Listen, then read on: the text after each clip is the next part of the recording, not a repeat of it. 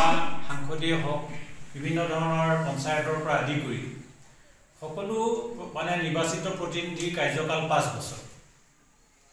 কিন্তু দুৰ্ভাগ্যৰ বিষয় যে সোণোৱাল কছাৰী স্বায়ত্তশাসিত পৰিষদৰ আজিৰ তাৰিখত প্ৰতিনিধিসকলৰ কাৰ্যকাল 6 বছৰীয়া হৈছে। যদিও এক গেজেটৰ জৰিয়তে আমি লাভ কৰিছোঁ যে 6 মাহ বৃদ্ধি কৰিব পাৰে, 6 মাহৰ ভিতৰত যদি ইলেকশ্যন নহয় পুনৰ 6 মাহ বৃদ্ধি কৰিব পাৰে। এতিয়া এবছৰ কাৰ্যকাল বৰ্ধিত কাৰ্যকাল শেষ হ'বৰ হ'ল।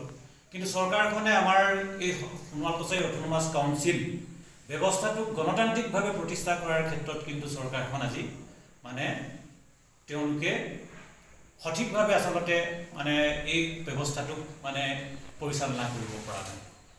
এইকাৰণে কৈছোঁ গণতান্ত্ৰিক ব্যৱস্থাৰে যিহেতু প্ৰতিনিধি নিৰ্বাচিত হৈছে, গতিকে প্ৰতিনিধি নিৰ্বাচিত হোৱাৰ ক্ষেত্ৰত তেওঁলোকে পুনৰ এখন মানে নিৰ্বাচন অনুষ্ঠিত কৰিব নোৱাৰাটো আটাইতকৈ ডাঙৰ কথা, দুৰ্ভাগ্যৰ কথা। অসমৰ মুখ্যমন্ত্ৰী ডক্টৰ হিমন্ত বিশ্ব শৰ্মা ডাঙৰীয়াই তেওঁ গণতান্ত্ৰিক ব্যৱস্থাৰ কথা কয়, তেওঁ গণতন্ত্ৰক ৰক্ষা কৰাৰ কথা কয়, বিজেপিয়ে গণতন্ত্ৰক ৰক্ষা কৰিছোঁ বুলি কয়। কিন্তু আজিৰ তাৰিখত সোণোৱাল কছাৰী স্বায়ত্তশাসিত পৰিষদ ব্যৱস্থাটো আচলতে সাংবিধানিকভাৱে পৰিচালনা কৰাৰ ক্ষেত্ৰত তেওঁলোক অপাৰগ হৈছে। নিৰ্বাচন অনুষ্ঠিত তেওঁ কৰিব পাৰিলেহেঁতেন, কাৰণ পঞ্চায়ত নিৰ্বাচনৰ আগতে সোণোৱাল কছাৰী স্বায়ত্তশাসিত পৰিষদৰ নিৰ্বাচন অনুষ্ঠিত কৰিব পাৰিলেহেঁতেন। কিন্তু চৰকাৰখনৰ সদিচ্ছাৰ অভাৱ, আজি বিজেপি চৰকাৰৰ মানে তেওঁলোকৰ ইচ্ছা নাই আচলতে সোণোৱাল কছাৰী স্বায়ত্তশাসিত পৰিষদখনক মানে নিৰ্বাচিত প্ৰতিনিধিৰ দ্বাৰা পৰিচালনা কৰিবৰ কাৰণে তেওঁলোকৰ আচলতে ইচ্ছা নাই। গতিকে আমি জাতীয় সংগঠন হিচাপে সদৌ অসম সোণোৱাল কছাৰী ছাত্ৰ সন্থাৰ লগতে যিহেতু সদৌ অসম সোণোৱাল কছাৰী ছাত্ৰ সন্থাৰ লগতে সোণোৱাল কছাৰী জাতীয় সংগঠন আমি চুক্তি স্বাক্ষৰকাৰী সংগঠন। কাৰণ 2005 চনত আমি অসম চৰকাৰৰ লগত চুক্তি স্বাক্ষৰ কৰিহে এই কাউন্সিল ব্যৱস্থাটো আমি লাভ কৰিছিলোঁ সুদীৰ্ঘ 11 বছৰ আন্দোলন কৰাৰ পাছত। গতিকে আজি আমাৰ প্ৰশ্ন হৈছে যে 2005 চনত যি আমি কাউন্সিল ব্যৱস্থাটো লাভ কৰিছিলোঁ, সেই কাউন্সিল ব্যৱস্থাটো লাভ কৰাৰ পাছত পুনৰ আকৌ 8 বছৰ আন্দোলন কৰি আমি নিৰ্বাচন অনুষ্ঠিত 2013 চনত নিৰ্বাচন অনুষ্ঠিত কৰিব লগা হৈছে। কিন্তু আকৌ একে প্ৰক্ৰিয়াৰে গৈ আছে নেকি সোণোৱাল কছাৰী স্বায়ত্তশাসিত পৰিষদৰ ব্যৱস্থাটো? এই প্ৰশ্নটো কিন্তু ৰাইজৰ ওচৰত আছে, জাতীয় সংগঠনৰ ওচৰত আছে। গতিকে আমি চৰকাৰক সময় থাকোঁতে আহ্বান জনাইছোঁ, তেওঁলোকে নিৰ্বাচন অনুষ্ঠিত কৰিব নোৱাৰাটো তেওঁলোকৰ আটাইতকৈ মানে হুহুকা পিছলা নীতি তেওঁলোকে এইটো অৱলম্বন কৰিছে। আৰু 12 ফেব্ৰুৱাৰীৰ আগতে সোণোৱাল কছাৰী অটোনমাছ কাউন্সিল মানে যিটো বিধি ব্যৱস্থাৰ মাজত আছিল, এই বিধি ব্যৱস্থাৰ মাজৰ পৰা তেওঁলোকে কিন্তু সোণোৱাল কছাৰী স্বায়ত্তশাসিত পৰিষদ ভংগ কৰিবৰ কাৰণে আমি দাবী জনাইছোঁ। কাৰণ এটা নিৰ্দিষ্ট সময়লৈকে তেওঁলোকক নিৰ্বাচিত কৰা হৈছে। সেইকাৰণে চৰকাৰখনক ধ্বংস কৰাৰ দাবী জনোৱাৰ লগতে লগে লগে সোণোৱাল কছাৰী অটোনমাছ কাউন্সিলৰ নিৰ্বাচন অনুষ্ঠিত কৰিবৰ কাৰণে আমি সজুৰিয়ে দাবী উত্থাপন কৰিছোঁ। নহ'লে কিন্তু সোণোৱাল কছাৰী ৰাইজ আজিৰ সভাই আমি কেইবাটাও প্ৰস্তাৱ লৈছোঁ। অনাগত দিনত কিন্তু আমি গণতান্ত্ৰিক প্ৰক্ৰিয়াৰ আন্দোলন কৰিবলৈ বাধ্য হ'ম। অসম চৰকাৰে সময় থাকোঁতে আমাৰ গণতান্ত্ৰিক ব্যৱস্থাৰে আমাৰ সোণোৱাল কছাৰী স্বায়ত্তশাসিত পৰিষদ ব্যৱস্থাটোক চলাই নিবৰ কাৰণে বা পৰিচালনা কৰিবৰ কাৰণে ব্যৱস্থা গ্ৰহণ কৰিবৰ কাৰণে আমি দাবী উত্থাপন কৰিছোঁ। মানে দুবাৰকৈ তেওঁলোকে প্ৰথম 6 মাহ তেওঁলোকে এক্সটেনশ্যন দিলে, 6 মাহৰ ভিতৰত তেওঁলোকে ইলেকশ্যন পাতিবৰ কাৰণে মানে কৰিম বুলি তেওঁলোকে একচুৱেলি এক্সটেনশ্যন দিলে অসম চৰকাৰ কেবিনেট সিদ্ধান্ত লৈ। আকৌ এবাৰ মানে তেওঁলোকে 6 মাহত নোৱাৰিলে, আকৌ 6 মাহ তেওঁলোকে এক্সটেনশ্যন দিলে, অৰ্থাৎ এবছৰ হ'ল মানে অহা 12 ফেব্ৰুৱাৰীত এবছৰ সম্পূৰ্ণ কৰিব তেওঁলোকে। এতিয়া সমষ্টি কেইটা আছে?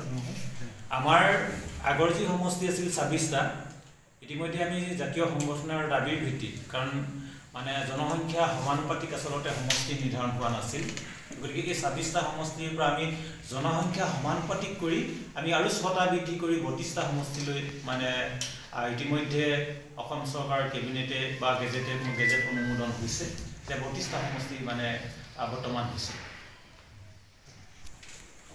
বন্ধুসকললৈ আমাৰ নমস্কাৰ জ্ঞাপন কৰিছোঁ। আচলতে আজি আমাৰ সদৌ অসম সোণোৱাল কছাৰী ছাত্ৰ সন্থা আৰু নাৰী সন্থাৰ আহ্বানত যি যৌথ সভা হৈছিল, সেই যৌথ সভাৰ সিদ্ধান্তৰ বাবে আমি এই প্ৰেছ মিট অনুষ্ঠিত কৰিছোঁ। আৰু ইয়াৰ মূল কাৰণটোৱে হৈছে যে সম্পূৰ্ণ গণতান্ত্ৰিক প্ৰক্ৰিয়াৰে নিৰ্বাচিত হোৱা সোণোৱাল কছাৰী স্বায়ত্তশাসিত পৰিষদ 19 চনত যিটো নিৰ্বাচন অনুষ্ঠিত হৈছিল, এয়া 2024 চনৰ 12 ফেব্ৰুৱাৰীত তাৰ কাৰ্যকাল সমাপ্ত হৈছে আৰু বৰ্ধিতকৰণ প্ৰথমতে 6 মাহ বৰ্ধিত কৰিছিলে। গতিকে যে সেইখিনি সময়ত অসম চৰকাৰ বিজেপি শাসনত আছিলে, কেন্দ্ৰীয় চৰকাৰ বিজেপি শাসনত, এনেকুৱা এটা অনুকূল পৰিৱেশৰ মাজত থকাৰ পিছতো কিয় নিৰ্বাচন অনুষ্ঠিত নকৰিলে, সেইটো আমাৰ কাৰণে ডাঙৰ প্ৰশ্ন আৰু সেইকাৰণে আমি অসম চৰকাৰক ধিক্কাৰ দিছোঁ। দ্বিতীয় কথা হৈছে 6 মাহৰ পাৰ হৈ যোৱাৰ পিছত নেক্সট 6 মাহ যেতিয়া এক্সটেনশ্যন কৰিলে, তেতিয়া আমি অসমৰ মুখ্যমন্ত্ৰী মাননীয় হিমন্ত বিশ্ব শৰ্মা ডাঙৰীয়াক যেতিয়া লগ কৰিছিলোঁ জাতীয় সংগঠনসমূহে, তেতিয়া কৈছিল যে আপোনালোকৰ যিহেতু আমাৰ সকলো প্ৰস্তুতি হৈ আছিল, মানে আপোনালোকে অট'নমাছ কাউন্সিলৰ নিৰ্বাচনৰ কাৰণে যিখিনি যাৱতীয় ব্যৱস্থা সকলোখিনি হৈ থকাৰ পিছত তেতিয়া হিমন্ত বিশ্ব শৰ্মা ডাঙৰীয়াই কৈছিল যে নৱেম্বৰ মাহত আপোনালোকৰ নিৰ্বাচন আমি অনুষ্ঠিত কৰি দিম।